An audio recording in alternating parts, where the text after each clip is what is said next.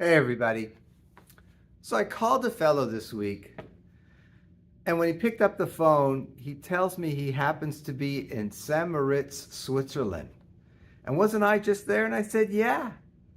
And I said to him, there's a kosher restaurant there. Isn't it amazing? Because St. Moritz does not have a kosher restaurant. But a lot of Hasidim and a lot of Orthodox Jews and religious Jews, they flock there, mostly from Switzerland and Europe, after Tisha B'Av. And so they do a pop-up restaurant for a few weeks. And he commented, yeah, it's nothing to write home about.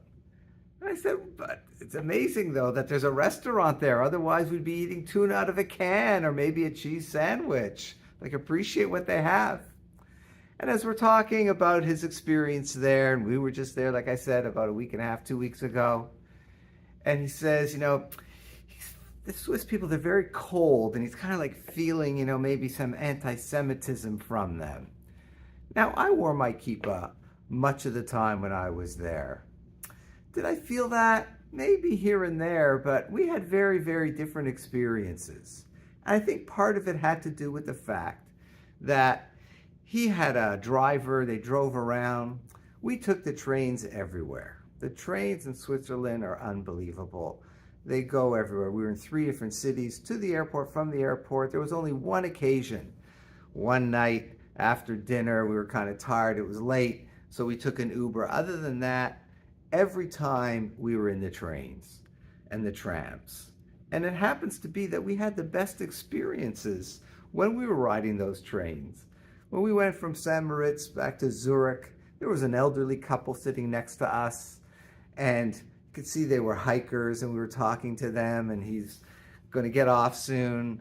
They're going to take a cable car up and then hike for I don't know how many meters and such. They weren't youngsters. They were probably in their early 70s. It was amazing. And then after they got off and another couple came on and they took their bikes, the trains over there, they have hooks for bikes, and they just put the bikes up. They sat next to us. I was schmoozing with them. They just rode 100 kilometers. Karen offered them some apples. There was another time on the Glacier Express, this Indian family was next to us. We were schmoozing with them. We shared our food with them.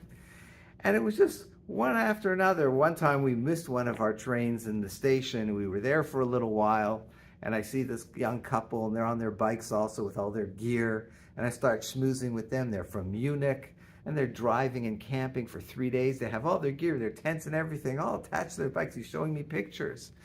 And I'm wearing my kippah. We had wonderful exchanges with all these people. I didn't feel cold. I didn't feel anything like that. You see, here's the key. You can have 2 people in the exact same place, and they can have vastly different experiences. And it's all based on a proverb, one of the things that King Solomon says in Proverbs. He says, Kamayim hapanim lepanim kein lev ha'adam la'adam.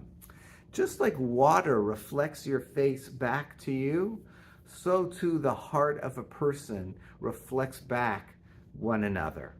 Meaning, just you look into a mirror, you look at the water, you see your reflection. What if you have a sourpuss face? Then that's what you're going to see. But if you're upbeat and positive and happy, that's what you're going to see. That's how it works with people. If you are suspicious of them and you think they're anti-Semitic and you're worried about them, they pick up on that, and then they're suspicious of you, and so it goes back and forth. But if you're upbeat, if you're happy, if you're positive, if you want to connect with people, if you want to offer them an apple, if you want to find out about their trip, if you want to know what they've been doing, then they'll reflect that back to you. And so, yes, you can have 2 people in the most beautiful place in the world, and some will have a very positive experience of it, and some people will have a very meh experience of it. You can have 2 people in a not so nice place in the world, and that'll affect them. It'll be very negative. Another person could turn it around and make it positive. So people, places, they're all a reflection of our attitude towards them. Just like King Solomon says, Kamayim hapanim lepanim. Just like water reflects back, a face to a face, Kain lev ha'adam la'adam. So too the heart of one person to another. give off good vibes, you'll get good vibes. And if you don't, you could be in the most beautiful place in the world, St. Moritz, Switzerland, and it'll still be meh because you might not be giving off the good vibes that are required. Have a good Shabbat.